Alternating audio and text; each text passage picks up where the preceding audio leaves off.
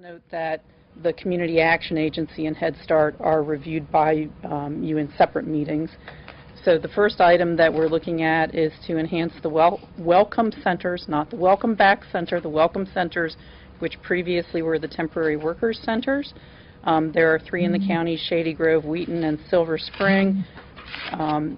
During FY14, well, let me say, last year this time, you were asked to appropriate funding for 2 of the workers centers as non-competitive contracts, which had been the case for several years. The Silver Spring Center had an existing long-time competitive contract. You were informed that the centers were going to be pooled together and 1 competitive contract award would go out. That happened during FY14, and that award was given to CASA to run the 3 workers centers at about, frankly, the same amount of money as that you put in the budget for the 3 centers. But the executive now has included in the budget another $46,750, and this additional funding is to allow the program to restore intake and staff training, and also to work with young workers and provide some certain other legal services and a variety of services to, in essence, a new part of their population.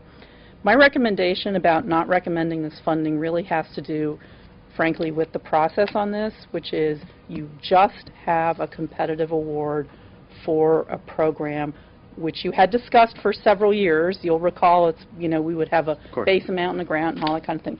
So the idea of having a competitive award is you have a competitive award. And how many bidders were there? A scope. Only 1. So you should have a scope of services. It should all be considered either in the scope of services the department wants or in the responses from the vendors. And so I'm just troubled that then immediately you have another non-competitive amount going on top of that. Is it, sure, now I'll let you ask a question in a moment. I'm asking Uma or Stuart, is it reasonable to think what Linda suggests, that if the scope of the RFP had included these additional services, that other bidders would have been attracted to bid if there was only 1 bidder? No, there really was only 1 bidder, so it's kind of hard to say. The new scope is about the young people who are coming into the workforce as a result of DACA, the deferred action activity, and helping them enter into the workforce, which is a little bit different from the worker center day labor sites, right? So it was a little bit different. When the contract scope was put out, DACA was just being implemented. So okay, let me ask you this question. That's kind of how they came in. Is the suggestion that these worker centers also provide financial literacy and legal counseling support, is that suggestion emerging from your department, or is it emerging from the vendor? So if you recollect, this money was in our base for a very long time. Which money? The money that was then used for the worker center. For the worker centers, right. And it was in the base with a non-competitive award in our base for several years. We were then directed to look at all the non-competitives in our budget, and then to start having a strategy for competing them out. Which I support. Right. So this came under that approach, and we used the scope of work that existed with the base funding to build the competitive solicitation. Okay. Is the suggestion that the worker centers provide financial literacy and legal counseling training coming from your department, or is it coming from the vendor? It isn't coming from the vendor, but it was scope of work that was included. It is, or it is not coming from the vendor? No, it didn't come from the vendor to build the competitive solicitation. I'm trying to say that the competitive solicitation was built off of the scope of work that existed. The county has contracted for centers for day laborers for a long time, before I ever got on the county council. Exactly. Okay. Your department, appropriately, is implementing a policy where long-standing services are being put out for competitive bid. I absolutely support that. I think that's the right thing to do. The competitive bid, as Linda describes it, was for the operation of these day labor centers, which have been in operation for a long time. Correct. The executive is now saying over and above this contract, which was won by the single bidder who happens to have been doing this for all of these years in a non-competitive process, Right. over and above the operation of the day labor centers, which have been running for some years, these centers will also offer financial literacy and legal counseling. Are those services being recommended? I understand they're recommended by the executive, but did the idea for them originate with the executive, or did it originate with the vendor? So, It's a simple question. no, it is. It is. I'm trying to recollect, and maybe I need to get Betty to answer the question for me, but I believe that the basic day labor center contract includes financial literacy and legal counseling to begin with. What is different about this money is that it's being applied to the young people who under DACA are coming into the workforce. So the population being served is different, not the service in and of itself, is my understanding. But that still doesn't answer the question. Does the idea for this addition to the contract, for these contracted services, originate with the county, or does it originate with the contractor? Since this is coming in as a non-competitive grant award, this is a request that was made by the vendor to the That's what I executive. thought. Thank and you. the Okay, Ms. executive Navarro, approved. followed by Mr. Rice. Okay, so my understanding is that given the president's surprising decision to use his executive power to put forth DACA, this county, which of course houses vast majority of the immigrant youth in the state, all of a sudden was faced with this challenge of how do we then provide support through this process, because it was kind of imposed on us and it was kind of an avalanche of sorts. And so, to the great credit of the executive, there was a decision made to put forth an RFP, which in many ways it made sense that the vendor, CASA, received the award because they have been already doing this type of work for so many years. Therefore, which is the role of nonprofits, they've already established a very extensive trust in the community, and so they started doing this work. Lo and behold, all of a sudden, it becomes clear that many of this youth now have to seek employment. Right. So it's again, another sort of unprecedented, sort of surprising issue.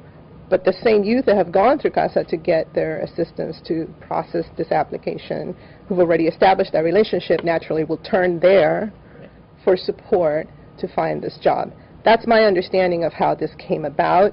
I agree that it would have been great to have, been able to have the foresight of knowing that whatever, the president was going to act and, this was going to happen. I think my understanding is the executive is trying to respond to what now has become an obvious consequence, which is that all of these youth, of who I know many, are now looking for employment and need some type of support. So, again, I feel like obviously we have processes and they're important, but sometimes there are circumstances where we have partners in the community, such as CASA, who've been doing this work for so long that it would be, in my opinion, detrimental to all these youth that have already gone through this very complicated process, by the way, for us to not grant the amount because process has to take place first. Meanwhile, all these youth who, all of a sudden are faced with this extraordinary opportunity do not get that assistance. That's what I understand it's been happening. I mean, that's the feedback I've gotten from parents in the community, from young people who actually call my office to get guidance in a lot of these things. So when the RFP, this is all I want to say, when the RFP was first put out, two things I would remind you all that first there were 3 worker centers. One was managed by the Up-County Regional Services Center, one was managed by the Wheaton Mid-County Regional Services Center, and then the Silver Spring site was managed by HHS. We consolidated all of them. We put them all on the same scope of work. When we did the RFP, we consolidated. But it was all meant for day laborers. What has changed, and that's how the RFP went out, that's how the award happened. What has changed about this is the new population, as you were referencing, Ms. Navarro, that they were the young people coming in as a result of DACA who needed to enter the workforce, and how best to serve them. So when CASA put forth this proposal to the executive, for this amount of money with the intention of serving 350 young people, that's what you see before you. And a lot of the main reasons why CASA already had a connection to this population was because they have served their parents or, you know, the adults in the community, and therefore it was just a natural sort of fit. Well, the executive also had given them $100,000 and then $75,000 to process right. their DACA application, so they are also known to CASA through that. Right, that was my point, that originally the reason why it was given to CASA was because they already had that connection to the community. Fortunately, because it's a good thing, one of the unanticipated consequences of this whole thing was that then the youth needed support getting the jobs right. as a result of being successful through the DACA application, of which this organization helped them process. So, I mean, given that, I move that we support the executive's recommendation. Obviously, as we move forward, we should be a bit more careful about anticipating some of these things, but just as immigration reform has been such a piecemeal approach throughout the country, I believe that this is just one of those examples where we're just trying to catch up to something that we're not necessarily prepared or anticipated. So, Council President Rice. So I agree with Linda in terms of that we want to make sure that our process is clean. But I will say this, in looking at the amount, $709,000, and expanding that $46,000, in my layman's judgment, it's not going to result in some other sort of person coming in and saying, oh, now I wanted to bid on that contract. I just don't see that as a reality.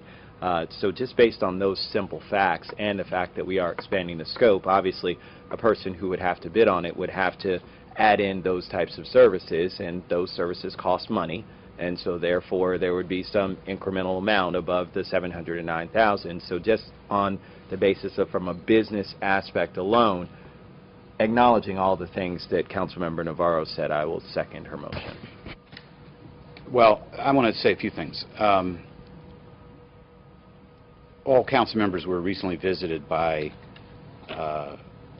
representatives of a variety of agencies that come together and meet through the auspices of the Jewish Community Relations Council. And in the process of that conversation, I learned that nonprofit Montgomery is asking us to fund a study of how much was lost in nonprofit service provider contracts during the recession and what would it cost to restore what was lost. Now, I'm not very interested in that study. If another council member wants to do it, fine. I don't think it's very relevant moving forward. I mean, the recession was bad. A lot of people were hurt. So to identify some number and say that's the amount that we all need to get back, I don't know how you would do that for the whole economy. A lot was lost. What I told the participants in that meeting, and I am still interested in, is a study of what does it cost a nonprofit service provider to bid on a county contract. And I've told nonprofit Montgomery,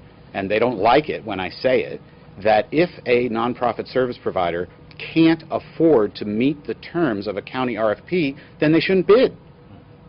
And what the county would learn, because we hear all the time from nonprofit service providers, you're not giving us enough, we can't fulfill the terms of the contract. We hear that constantly across the board from almost every vendor, okay? And if that's the case, and if we find that bidders aren't participating, then we're going to have to evaluate the terms on which we're putting things out to bid, and it may be that we're just not offering enough. But what I think is not a precedent that we want to set, I hear that at least two of my colleagues, I'm not going to stand in the way of this, I think what is not a precedent that we want to set is we issue a contract and then the vendor says, well, you know, the terms of the RFP aren't acceptable and we really want to do a whole lot more and we want it completely different, and the vendor starts setting the terms of the RFP. The county needs to identify what the county's needs are. Right. And I'm a strong supporter of competitive bidding. And the county needs to put things out for competitive bid based on what the county identifies its needs are. You know, we're under, I don't need to remind my colleagues, we're under an awful lot of pressure from our organized workforce to ensure that county needs are met by county employees. And so we have to justify to our organized workforce why we're putting things out to bid at all, and why we're privatizing certain services, and why we're looking to nonprofit service providers to maintain the partnership, which I value and I think is healthy and I think is important. But I don't think we want to set a precedent where some vendors are more special than other vendors, and some vendors get to decide on their own terms what they will do for the county based on what they think they want to do. For any vendor. And no vendor is more special than any other vendor. And would we do this in other circumstances? Would we put an RFP out, and then when the vendor comes and says, you know what, we're really interested in doing something different. We'd really rather do this rather than what you asked us to do. But, of course, it'll require 46,752 more, so we'll tell you how much more we need, and we'll tell you what services we want to provide, and then the county will say, sure, fine, whatever you want to do, because what we asked you to do, we understand that you want to do something different. Is that the process we want to enter into? No, so just a couple of comments. One, the contract that we entered into for the RFP will be executed in full, with full faith. So whatever the scope of work is, that scope of work hasn't shifted. This is something different and on top of that. So I do okay, well, if it's something different and I if it just wanna serves a make that different distinction. clientele, Right. okay? Right. And if long-standing day laborers who are in a certain age cohort and have a Will certain continue to skill get set served. are served through a long-standing arrangement which has now been put out to bid. Correct. And now we're talking about young people who meet the requirements of the, what does DOCA stand for? DACA, deferred action. Who meet the standards of deferred action, Right. who we've referred to as the dreamers. These are young people who have attended schools Right. and came in when they were too young to know the difference, and their parents brought them here. Right. And that's a different cohort of people, and we're providing different services. Correct. Then why can't we separate out those services and put that out to bid? We could. If it's a different set of services, I mean- why are we tagging along on a contract that's a very different set of requirements? Although the employment piece of it is similar, the Yeah. employment assistant piece is similar to providing services to the workers. It's just the population is different. Yes, so it's an added population that they're serving. Well, of course, it takes time to put things out to bid. Fairness and transparency is time-consuming. So And there giving was- other vendors the opportunity to compete takes time, and there's a critical need right now. So we don't want to be bothered with putting these things out to bid because we already know who the vendor's going to be. There was only one bidder before. No, there was more than one bid. There No, were more that's than not what I was one. told. I asked I whether thought there there was. was only one bidder. No. For this service? Yeah. No, there was more than one bid. How many bidders I bidded? don't remember exactly How many bidders bid on the $709,000 RFP? We'll get back to you. Let me Yeah, get I back don't to remember you. exactly, but there was more than one.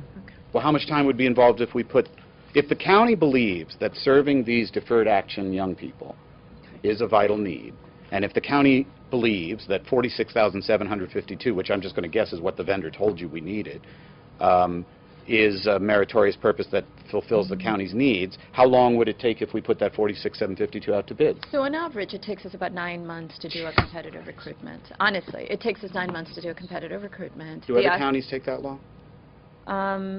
Generally, 6 to 9 months is not atypical. No, it isn't. It is not atypical. There's a lot of regulatory process involved. The other thing I would tell you, through the recessionary years, is as competitions came up, as RFPs came up for bid, if there were options left on them, we exercised those options to make sure that we were able to get through. On average, we can do about anywhere between 20 to 26 RFPs successfully during the course of one 12-month period between HHS, Office of Procurement, and County Attorney. I would say this year we have to pare down. We have about 30 that we need to get done. We're trying to figure out, we may have to go to CRC on a few to ask for extensions for a year just to get time to execute RFPs. The other point I wanted to make, this goes back to your point, Mr. Leventhal. When I met with the nonprofit Montgomery membership, I was very clear. I said, you need to bid on what it takes to do the work, not what you think the county has said in prior years is the budget available. Because what then ends up happening is we enter into the negotiation, they agree with us to the without reducing And the then scope. come and ask for more. Then 6 months later, they're in the red and saying we can't make the numbers Give us work. more. And We if can't budget that way. we need to be very clear. They need to be asked. They're afraid to lose our contract, right? It's realistic. What they do. So much of their It's budget. their bread and butter, So right? much of their budget depends on county funds. Correct. We both need to change our behavior. They need to come in and ask for what it takes to do the work. By the same token, if we have only X amount of money, we also need to be willing to understand after negotiations, we may actually have to reduce scope or come back in for a supplemental. And because of the way we've both historically operated, we end up in a place that's not always the best for everyone. So I agree with you. I think we need to continue to try to work on changing the culture on both sides. As far as this goes, it actually did come in as a separate request. We're asking to tie it to an existing contract for ease of procurement. If you'd like for us to go back out, we can, but it would take time. And it sort of defeats the purpose in some ways of what we're trying to achieve I do understand that, but that's not a happy situation. Councilmember Navarro. I just wanted to make sure that I'm clear in terms of what my understanding and my position is. First of all, I don't view this as a blanket generalization of trying to somehow circumvent the process. I think that I particularly, and in this committee, we've been very forceful and very diligent in making sure that we actually enhance the procurement monitoring, the fiscal monitoring, and other issues that we're working broadly. So that's number one. My understanding is that this was identified as additional scope of work needed that had not been anticipated because of this new sort of wonderful issue with regards to DACA. And so how it was somehow identified or not anticipated, we can have lots of discussions, I think is very different than from a contractor coming in on profit and saying, oh, gee, I'm still serving 40 people, but I miscalculated and now I need more money. I mean, I think it's very different. We are in a very unique situation here with, again, this piecemeal approach to immigration reform that comes as a mandate with no money attached to it. And then for jurisdictions like ours, we find ourselves trying to respond to it because we happen to have a really high proportion of these clients. So again, I want to just for myself at least make sure that this is not interpreted from my perspective in terms of my support as somehow giving up on our very strict and I think very robust competitive process.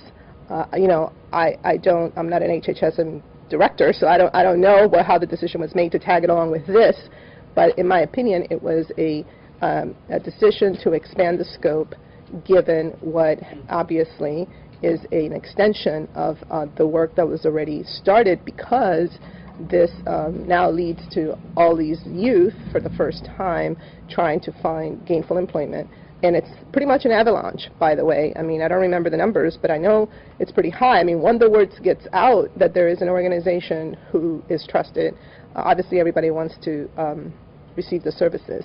And I think that this 46, I mean, I'm assuming this will cover some of that type of assistance, but I am almost sure that it doesn't cover the universe that's out there. No, 350 young people. And I suppose that for next year there might be more time to perhaps put it out for bid or do whatever, but I think that I feel very comfortable with the notion that this is something that is added as a, it's tied to the scope. It's not like it's something new. It's not like somebody woke up and said, oh, I need more money. To me, that's a separate conversation in relationship to how nonprofits are managing their budgets and their requests and what we can do. So I still support the executive's recommendation. Council President Rice. So I really appreciate the words of the director because I think that, again, understanding the process is important, and I'll hearken back to a discussion that we had to which I spent a great deal of time talking about this with OLO, which is our change orders and field orders. It seems to me to be a very similar conversation in terms of exactly what we're talking about here, the ability to still provide the overall product that we want to have, understanding that there are nuances and things that, wait a minute, we left this part out that's still overall central and core to the mission, but is going to then contribute to the overall cost of the project, right? And so what we asked procurement, DGS, to do is to take a look at it, and there were some recommendations, and I encourage, along the same lines as what you've said, that's a direction that you try to move towards. And I think that you have, as we've moved towards this process of rebidding, certainly moved in that direction. And I applaud that. And, as you continue to, and that's why I said I really appreciate the words that you said, because I think that what Councilmember Navarro said is right. It's not as if this were some purposeful intent, just as we saw in change orders and field orders. It wasn't as if somebody's trying to get over. It just means that maybe we need to dot our I's and cross our T's a little bit better.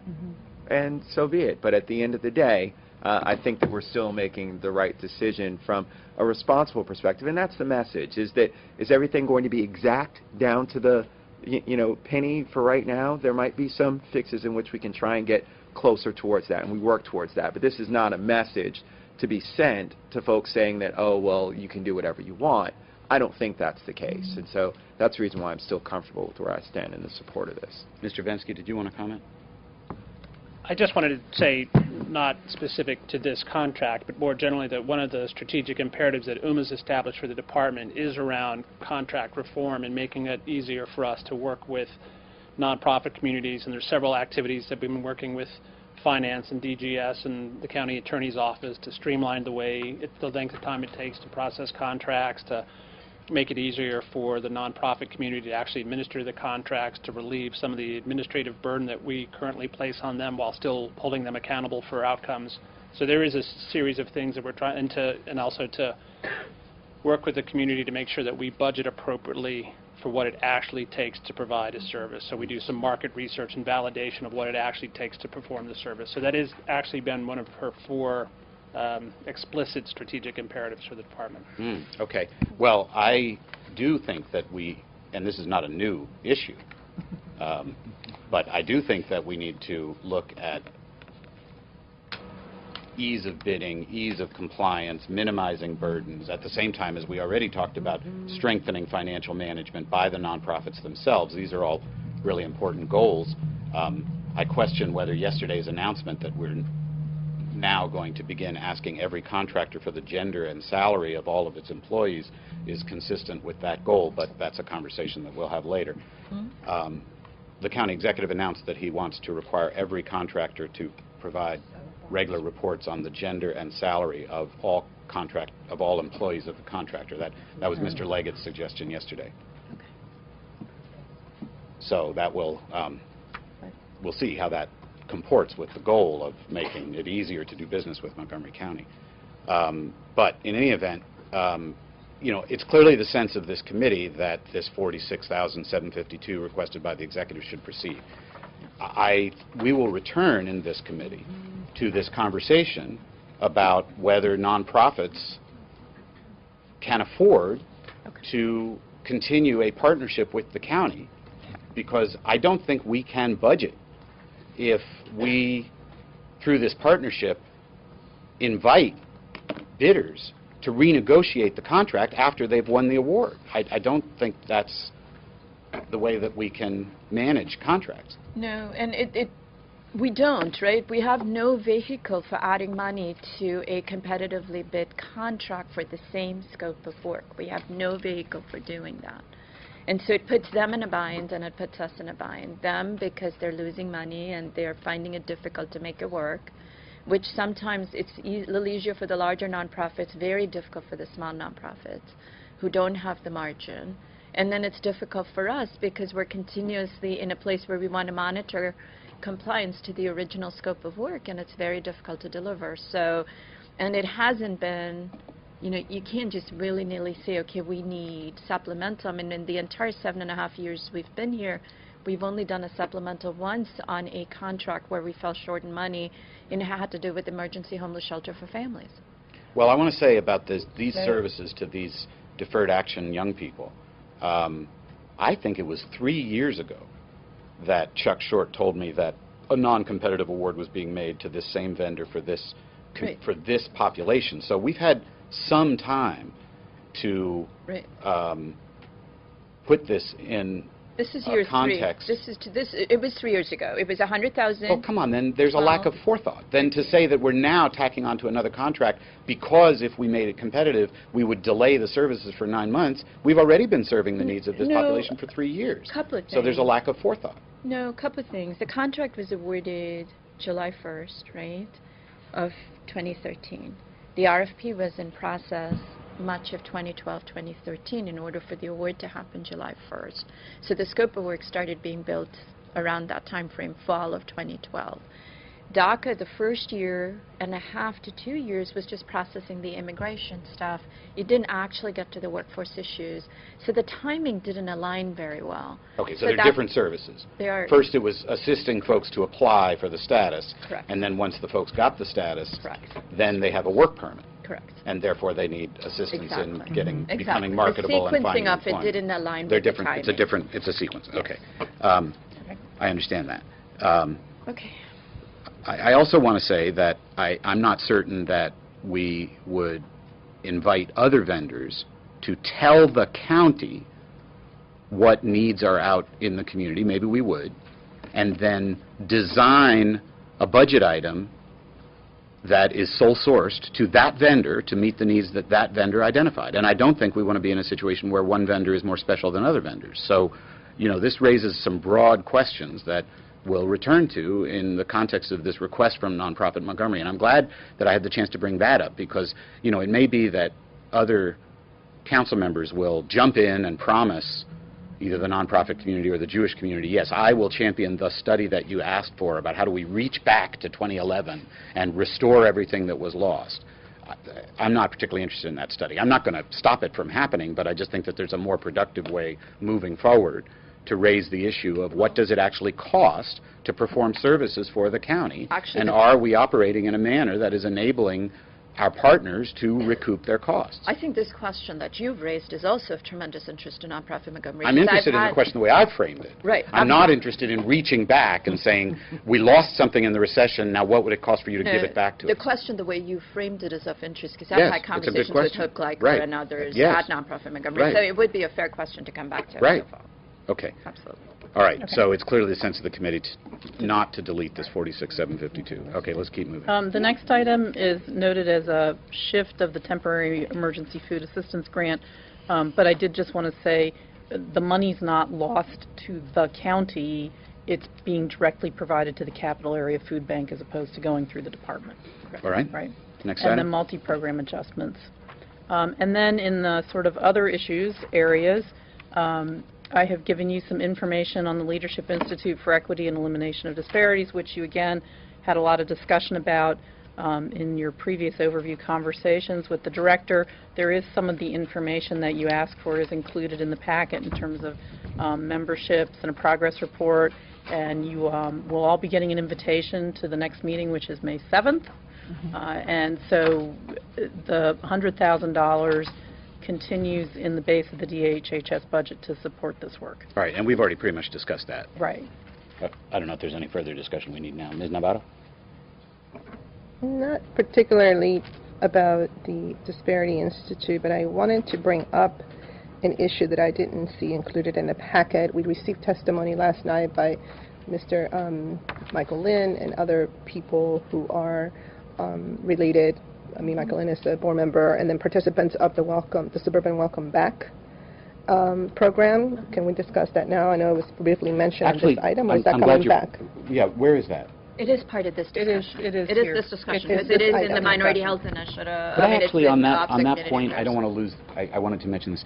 Could we not call this entity that serves day laborers and deferred action kids welcome centers, could we have a different name for it? I'm seeing here that the vendor started to call their centers this, Right. and now the county's calling it that. And again, I'm not sure why the county's requests are being driven by the vendor. It seems to me that the county ought to set the terms of what the county needs. We'll But it change is that. confusing to all of us. We'll change the So name. could we not call the former day labor centers welcome centers? Because Could I we- originally asked the It's question confusing. thinking it was for the Welcome Back Center, and Could then we I call was it something informed it was for the... The Welcome Right. Center. County do that, please? We will. Right. Okay, I don't think we need permission from the vendor to No, no, decide we'll what send we different nomenclature. designate the contract, We'll send right? it to you. So Right. it's Circle 17 in your packet.